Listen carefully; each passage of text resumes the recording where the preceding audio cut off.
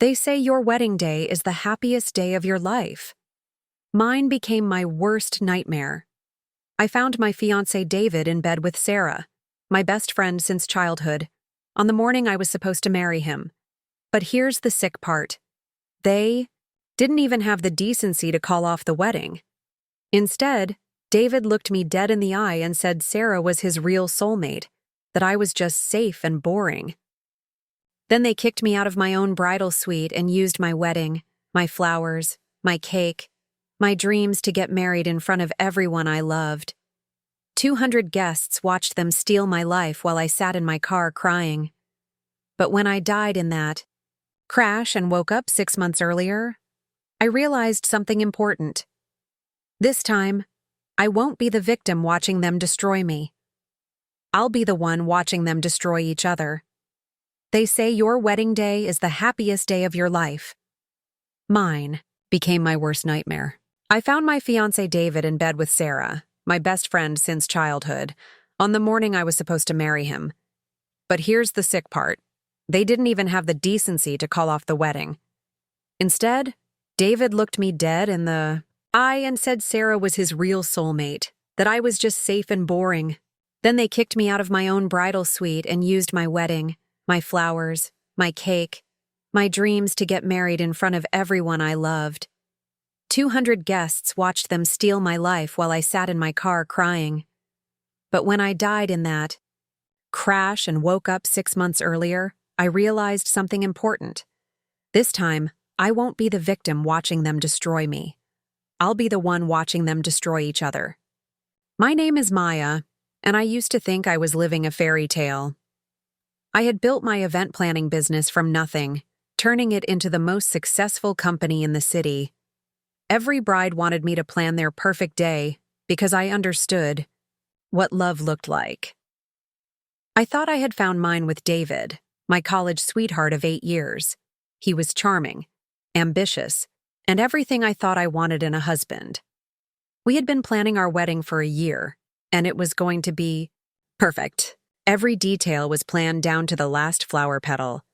The morning of my wedding should have been magical. I woke up at 5 in the morning, my heart racing with excitement. The venue was a beautiful garden estate that I had booked 2 years in advance. The flowers were white roses and baby's breath, exactly like I had dreamed since I was a little girl. My dress was a custom design that had taken 6 months to make. Everything was perfect, or so I thought. I arrived at the bridal suite early to start getting ready with my bridesmaids. Sarah was supposed to be there already, helping coordinate everything as my maid of honor. We had been best friends since we were 7 years old. She was the sister I never had, the person who knew all my secrets and dreams.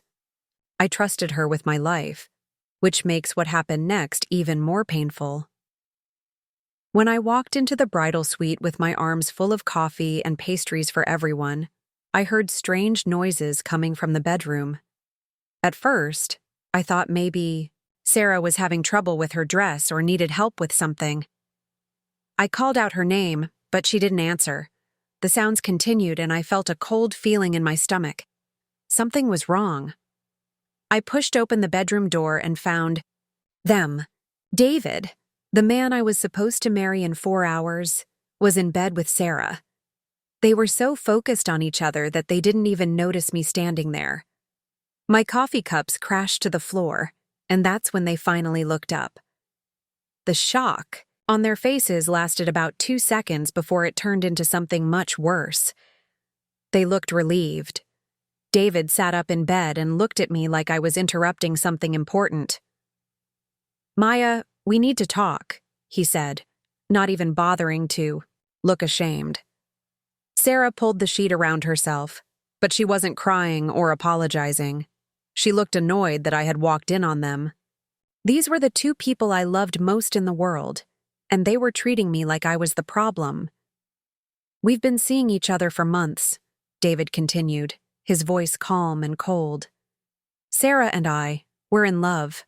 Real love, not the safe, comfortable thing you and I have."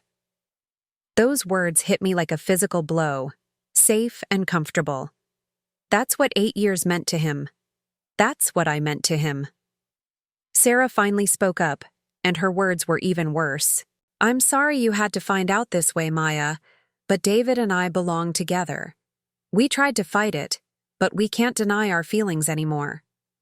She said it like she was doing me a favor by being honest, like I should be grateful that they waited until my wedding day to destroy my life. The worst part was what happened next. I expected them to call off the wedding, to at least have the decency to cancel everything and face the embarrassment together. But they didn't. David looked at me with those cold eyes and said, "The wedding is still happening. All the guests are coming. Everything is paid for. Sarah and I are getting married today." I couldn't breathe. They were going to use my wedding, my plans, my dreams, and make them theirs. Every flower I had chosen, every song I had picked, every detail I had planned for a year was going to celebrate their love instead of mine. They were going to stand in front of my family and friends and get married with my money in my dress at my venue. "You can't do this," I whispered, but David was already getting dressed. Sarah was putting on my backup wedding dress, the one I had hanging in the closet just in case something happened to the main one. She looked beautiful in it, and that made everything hurt so much more. "The deposits are non-refundable anyway," David said, straightening his tie. "At least this way, the money doesn't go to waste." He talked about our wedding like it was a business transaction, like the year of planning and dreaming meant nothing. Like I meant nothing. I stood there in that room, watching the two people I trusted most in the world get ready to steal my life. They weren't even sorry. They were excited, happy. Sarah was humming while she did her makeup, and David was whistling. They were about to have their dream wedding, and it was going to be perfect because I had made it perfect for them. That's when I knew I had to leave. I couldn't watch them destroy me in front of everyone I loved. I couldn't sit there and smile while they celebrated taking everything from me. So I ran. I drove away from that hotel with tears blurring my vision, and my heart shattered into a million pieces. The wedding dress I had dreamed about since I was a little girl was crumpled in the passenger seat next to me. My phone kept buzzing with confused texts from family members asking where I was, but I couldn't face any of them. How could I explain that the groom and maid of honor had decided to get married to each other instead? The rain started falling as I drove down the highway, and I couldn't see clearly anymore. Everything felt like a nightmare that I couldn't wake up from. 8 years of my life, gone. My best friend since childhood, gone. The man I thought I would spend forever with, gone. They had taken everything from me in one morning, and they didn't even care enough to look sorry about it. I was driving too fast, I knew that, but I didn't care anymore. What was the point of being careful when the people you trusted most could destroy you without warning?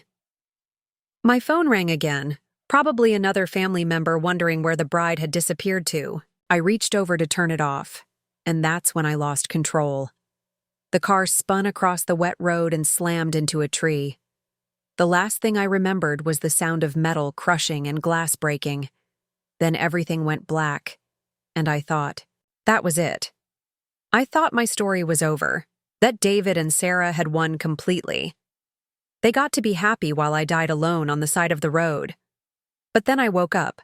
I was in my own bed, in my own apartment, wearing pajamas I recognized. Sunlight was streaming through my bedroom window and I could hear traffic outside. For a moment, I thought maybe the whole thing had been a terrible nightmare. Maybe I had never found them together. Maybe my wedding was still happening today. Then I looked at my phone and saw the date. It was 6 months earlier. 6 months before the wedding that had destroyed my life. I sat up in bed, my heart racing, trying to make sense of what was happening. I remembered everything. The betrayal, the pain, the car crash, dying alone. But somehow, I was here, alive, 6 months in the past. I rushed to my bathroom mirror and stared at my reflection. I looked exactly the same as I had 6 months ago. My hair was shorter, the way I used to wear it before I started growing it out for the wedding. My skin looked healthier, less stressed. It was like I had traveled back in time, but with all my memories intact. The first thing I did was check my calendar. Today was the day I was supposed to meet with the florist to finalize the wedding arrangements. In my old life, this was when everything had seemed perfect.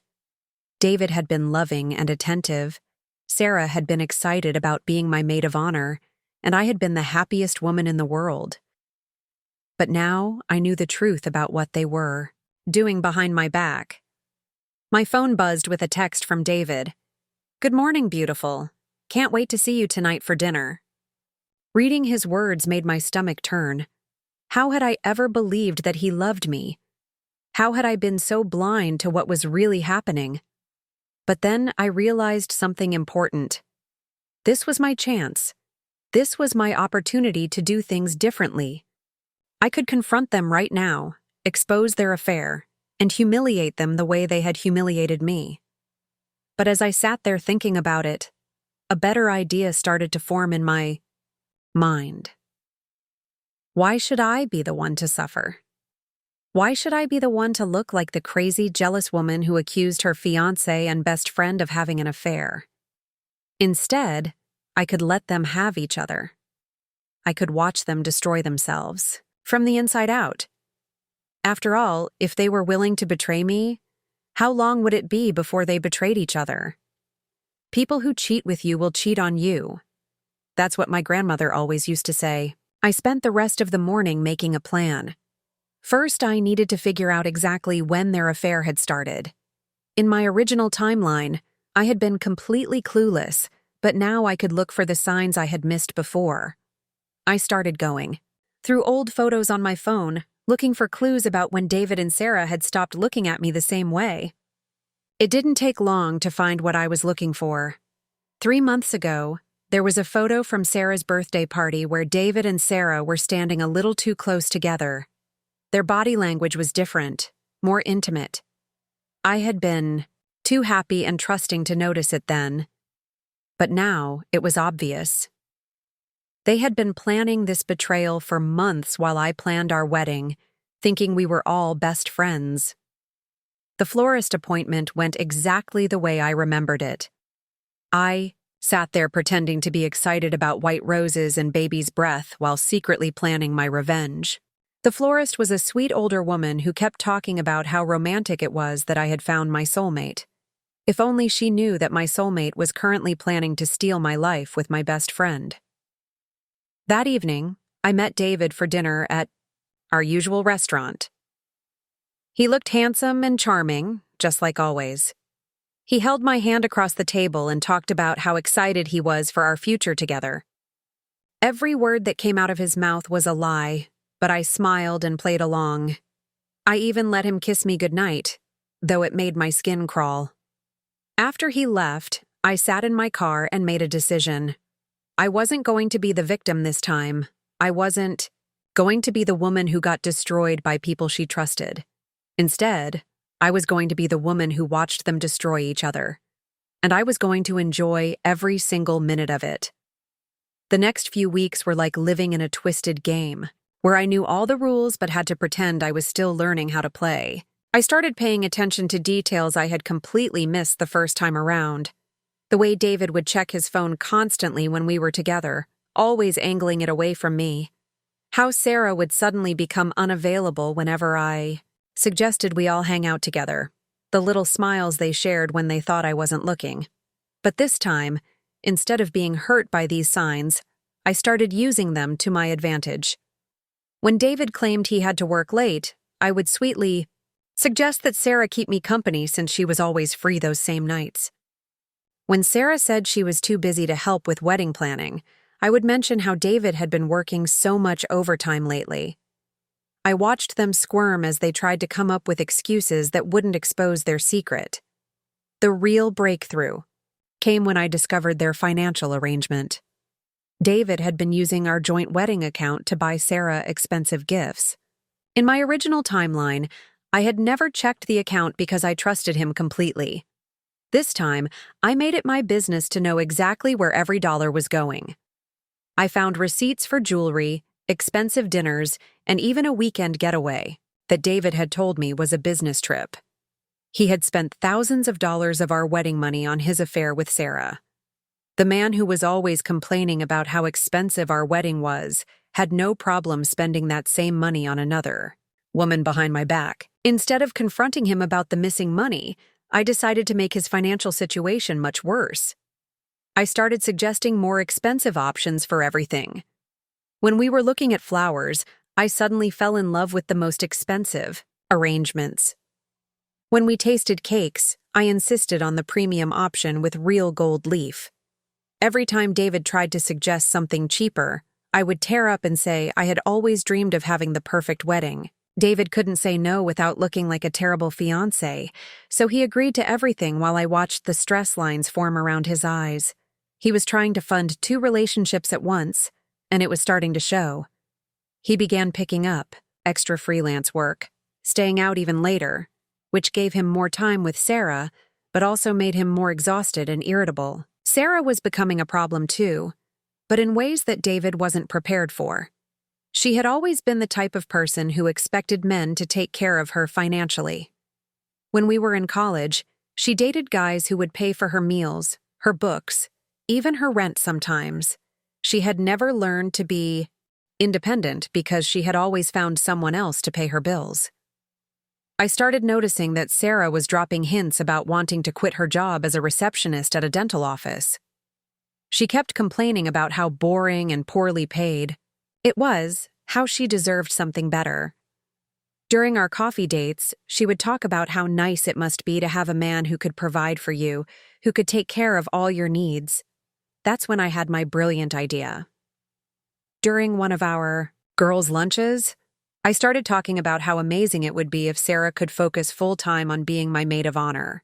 "The wedding planning is getting so stressful," I said, putting on my best worried expression. "I really need someone who can dedicate themselves completely to making sure everything is perfect."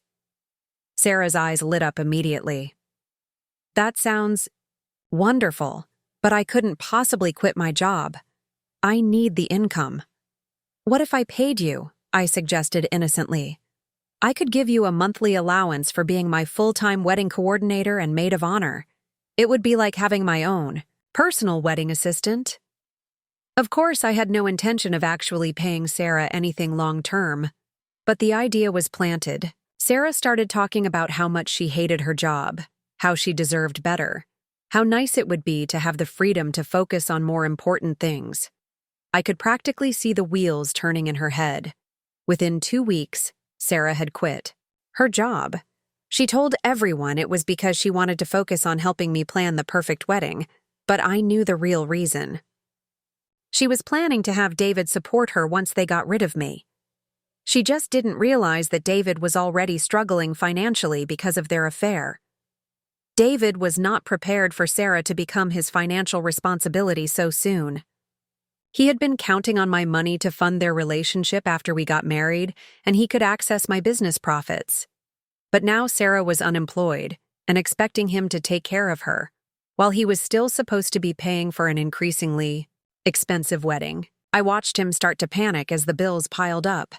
He took on more freelance projects, working weekends and holidays. He started suggesting we postpone the wedding to save money, but I would just cry and say I couldn't wait any longer to marry him. He began borrowing money from his parents, telling them it was for wedding expenses. The best part was watching Sarah get frustrated with David's constant absence. She had quit her job expecting to spend more time with him, but instead he was working more than ever. She started complaining that he never had time for her, that she felt ignored and unappreciated. During our coffee dates, she would hint about how a real man would make sure his woman felt valued and cared for. I encouraged these feelings by acting like the perfect supportive fiancé. "David works so hard for us," I would say with a loving smile. "I'm so lucky to have a man who's willing to sacrifice everything to give me the wedding of my dreams." Sarah would get this look on her face like she had tasted something sour, but she couldn't say anything without revealing why she was really upset. The financial pressure was starting to affect their relationship in ways they hadn't expected. Love doesn't pay the bills, and passion doesn't cover rent. They were about to learn that lesson the hard way. By the 4th month of my second chance at life, I had perfected the art of psychological warfare. David and Sarah thought they were so clever, sneaking around behind my back, but they had no idea that I was orchestrating their downfall from the shadows. The financial pressure was working beautifully, but I knew that money problems alone wouldn't be enough to completely destroy them. I needed to attack their trust in each other. Sarah had always been insecure about relationships. In college, she would constantly worry that her boyfriends were cheating on her, even when they weren't. She would go through their phones, follow them around campus, and interrogate their friends. I had always thought it was just her being dramatic, but now I realized I could use that insecurity against her. During one of our weekly lunch dates, I casually mentioned that David had been getting a lot of calls from his ex-girlfriend Emma lately. This wasn't completely a lie. Emma had been calling him about some work project, but I made it sound much more suspicious than it actually was. "Really?" Sarah said, trying to sound casual but failing completely. "What kind of calls?" "Oh, you know David," I said with a light laugh. "He never tells me the details. He just says it's work-related, but they talk for such a long time. Sometimes I hear him laughing in the other room." I watched Sarah's face carefully as I planted these seeds of doubt. Her jaw tightened and she started picking at her salad without eating it. The truth was that David had been talking to Emma about a freelance project, nothing romantic at all. But Sarah didn't know that, and her imagination was much more creative than reality ever could be. I made sure to mention Emma's name in conversation every few days after that. David got another call from Emma last night. Emma stopped by David's office yesterday. David seemed really happy after talking to Emma. Within a week, Sarah was completely paranoid about Emma. She started asking David suspicious questions about his work, trying to catch him in lies that didn't exist. David, who was already stressed about money and exhausted from working extra hours, became irritated with Sarah's sudden jealousy. He couldn't understand why she was acting so crazy about his ex-girlfriend when nothing was happening between them. But I wasn't finished with my psychological games. I also started working on David's insecurities about Sarah. David had always been jealous of Sarah's friendship with her old college boyfriend Marcus, who was now a successful lawyer. Marcus had never gotten over Sarah, and David knew it. In my original timeline, this had never been an issue because David felt secure in our relationship. But now that he was cheating, he was projecting his own dishonesty onto everyone else. I started mentioning Marcus whenever I talked to David about Sarah. Sarah seemed really excited about Marcus's new job promotion, I would say innocently. She was telling me all about how successful he's become. Or, Sarah was laughing so hard at something Marcus texted her today. They have such a special friendship. The beautiful thing about cheaters is that they assume everyone else is as dishonest as they are. David started getting suspicious about Sarah's friendship with Marcus, even though Sarah had never shown any romantic interest in him since college. But David's guilty conscience made him see threats everywhere. I also made sure to arrange situations that would increase their paranoia about each other. When David mentioned he was working late again, I would text Sarah suggesting we have a girls' night. When Sarah said she was busy, I would ask David if he wanted to have dinner, just the two of us. They were constantly worried about what the other was doing when they weren't together. The real masterpiece came when I introduced David's mother into the equation. Mrs. Peterson was a controlling woman who had never thought any woman was good enough for her precious son. She had barely tolerated me, and I knew she would absolutely hate Sarah once she got to know her better. I started inviting Mrs. Peterson to wedding planning sessions, knowing that Sarah would be there. I think it's so important for the future mother-in-law to be involved, I told David sweetly. Your mother has such wonderful taste. Mrs. Peterson and Sarah were like oil and water from the very first meeting. Mrs. Peterson was conservative and traditional, while Sarah was modern and outspoken. Mrs. Peterson believed women should be modest and humble, while Sarah was confident and demanding. Every wedding planning session turned into a battle of wills between them. Sarah would suggest something trendy and expensive, and Mrs. Peterson would make passive-aggressive comments about young women who didn't understand the value of money. Mrs. Peterson would suggest something traditional and boring, and Sarah would roll her eyes and make comments about old-fashioned ideas that needed to be updated. I sat in the middle of these conflicts, playing the role of the sweet peacemaker who just wanted everyone to get along. Maybe we could find a compromise, I would suggest, while secretly enjoying every moment of their mutual hatred. I knew that, once David and Sarah got together, Mrs. Peterson would make Sarah's life absolutely miserable. The pressure was building from every direction. David was working himself to exhaustion trying to pay for everything, while Sarah complained that he never spent time with her anymore. Sarah was paranoid about Emma, while David was suspicious about Marcus. Mrs. Peterson hated Sarah, and Sarah couldn't stand Mrs. Peterson. Their secret affair, which had once been exciting and romantic, was becoming a source of constant stress and conflict. I watched them both become more irritable and short-tempered as the weeks went by. They started having arguments during their secret meetings, which I knew about because David would come home in bad moods afterward. Sarah started making snide comments about men who didn't know how to treat women properly. David began questioning whether Sarah really cared about him or just wanted someone to take care of her financially. The foundation of their relationship was cracking, and I hadn't even played my biggest cards yet. 1 week before the wedding, I decided it was time to spring my trap. David and Sarah were already at each other's throats from months of financial stress, jealousy, and family drama, but they were still trying to hold their relationship together long enough to destroy my life. I wasn't going to let that happen. It was time to show them exactly who they were dealing with. I had been planning this moment for weeks, setting up the perfect scenario to catch them in, the act while having complete control over the situation. I knew their schedule better than they did. Every Tuesday at 3 p.m, David would meet Sarah at her apartment while I was supposedly at my yoga class.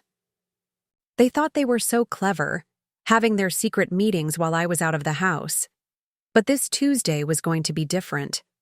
I had canceled my yoga class and set up a small recording device in my purse. I also made sure to have my phone ready to capture everything. This time, when I caught them together, I was going to have proof of everything they had done to me. I arrived at Sarah's apartment building and used the spare key she had given me years ago when we were real friends. The irony wasn't lost on me that she had trusted me with access to her home while she was betraying me in the worst possible way. I could hear their voices coming from the bedroom as I quietly let myself into the apartment. They were arguing, which was perfect for my plan. Sarah was complaining about David not spending enough money on her, while David was frustrated about Sarah's constant demands for expensive things.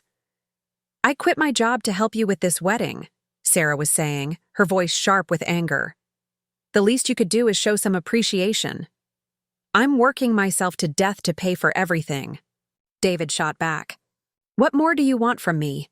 I can't create money out of thin air." "Marcus would never treat me like this," Sarah said, and I had to cover my mouth to keep from laughing. My psychological warfare had worked perfectly.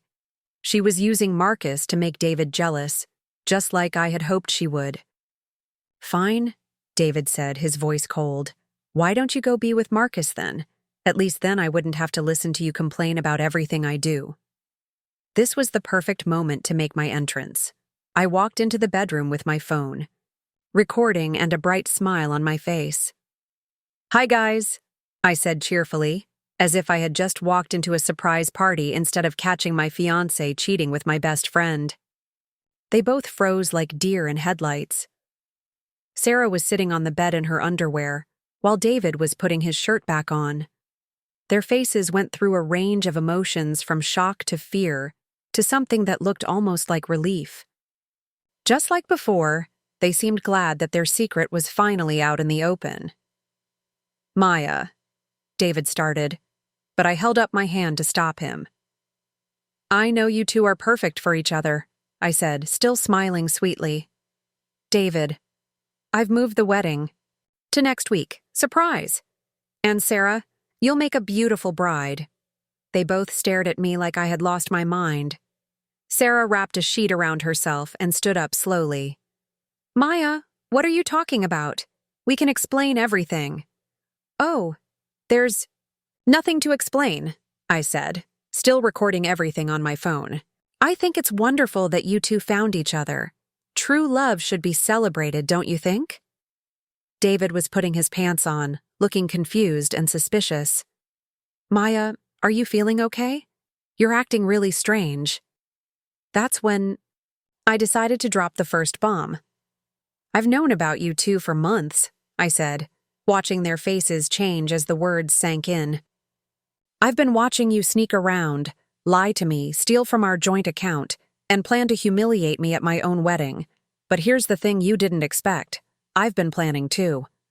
I pulled out my phone and showed them the recording I had just made, along with photos I had taken of them together over the past few months. "I have evidence of everything.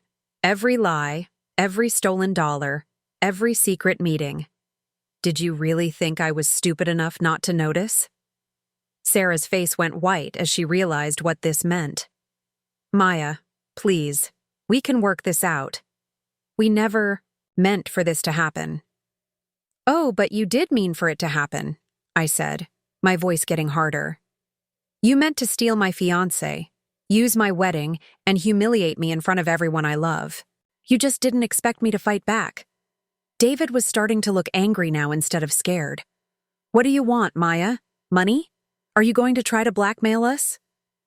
I laughed, and it felt so good to finally drop the sweet, innocent act I had been putting on for months. "I don't want your money, David. I already took it."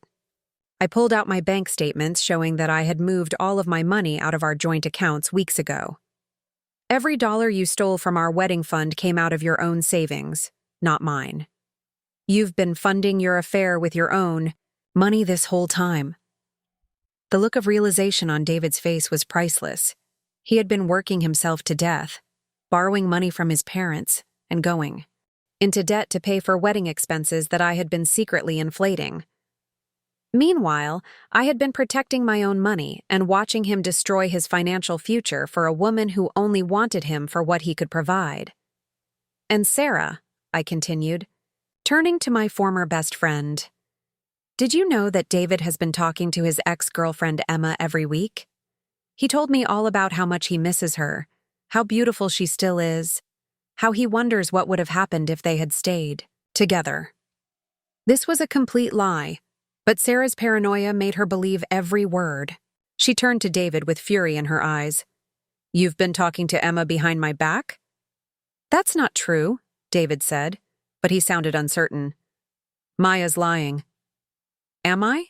I asked innocently. "Just like you lied about working late all those nights?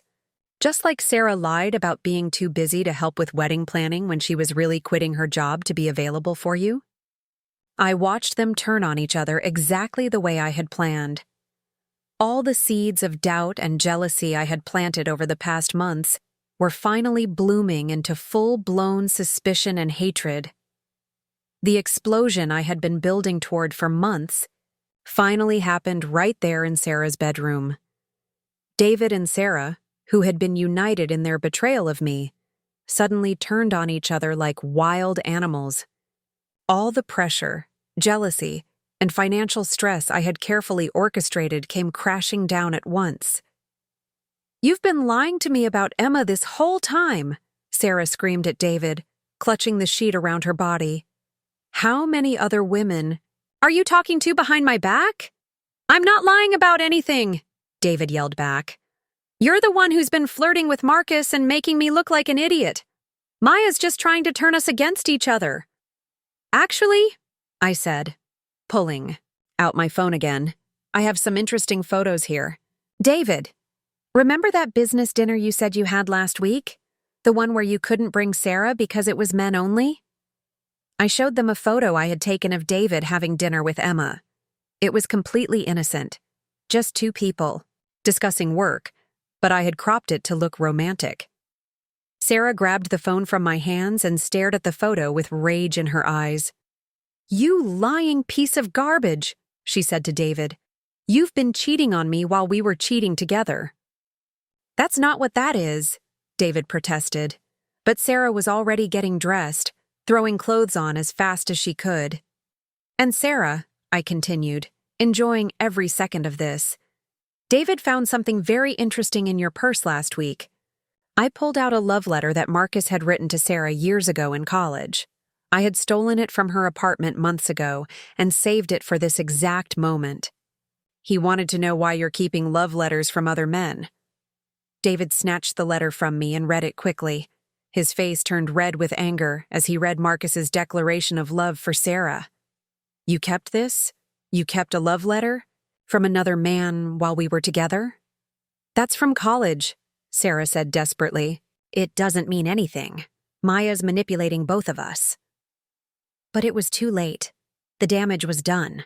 Months of carefully planted doubts and insecurities had grown into a forest fire of mutual distrust.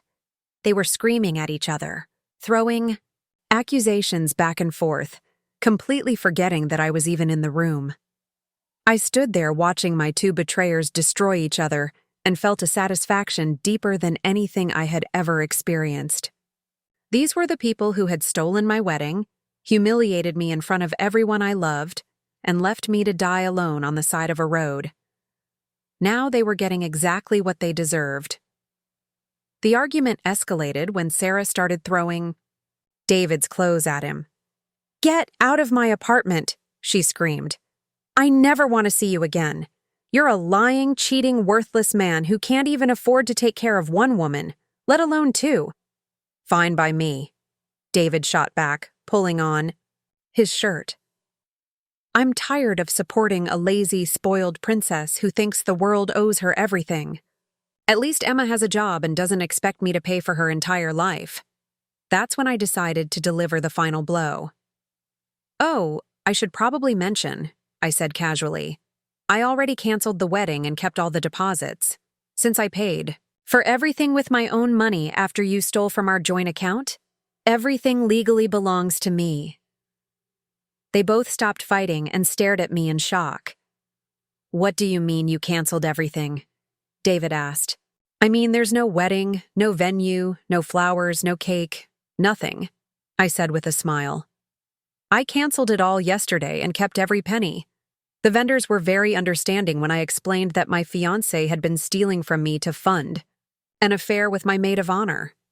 Sarah's face went completely white. "You can't do that. People are expecting a wedding. Our families will be there." "Actually, I can do whatever I want with my own money," I said, "and I've already sent messages to both of your families explaining exactly what happened.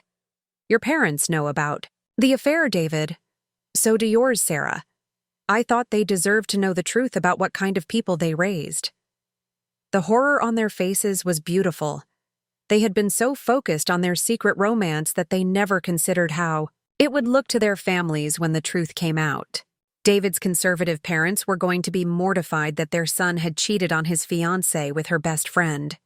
Sarah's mother, who had always been so proud of her daughter's friendship with me, was going to be devastated.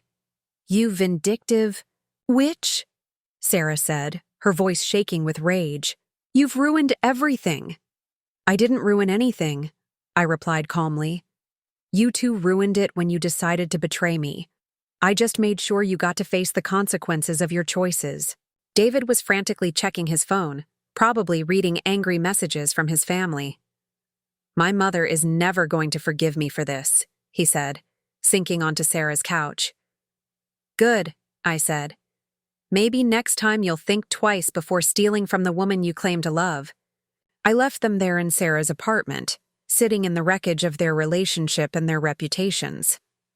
As I walked to my car, I could hear them starting to argue again through the windows.